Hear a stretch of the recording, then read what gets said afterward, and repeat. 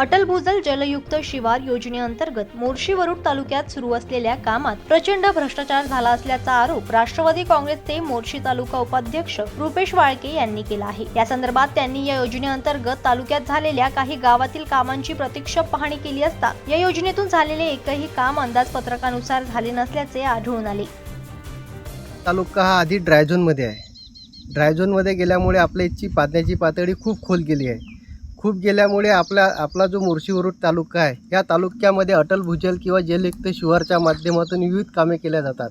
मात्र ते कामे अतिशय निकृष्ट दर्जाच्या आणि त्यामध्ये लाखो रुपयाचा भ्रष्टाचार करून ती कामे अंदाजपत्रकानुसार कधीच केल्या जात नाही।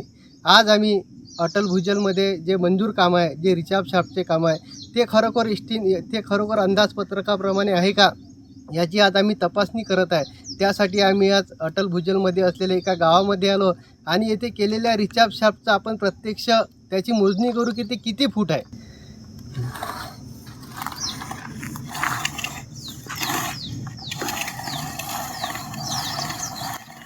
आणि याच्यामध्ये आपण आता टेप सोडलेला आहे आणि इथे टेप पूर्णपणे हा लूज झालेला आहे, बघू शकतो आपण इथे आता।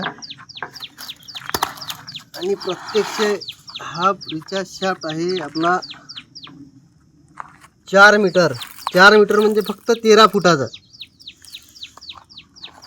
अशा प्रकारे जर भ्रष्टाचार करून जर आपल्या इथे जर कामं करत असेल तर खरंच आपल्या येथील पाण्याची पातळी वाढेल का?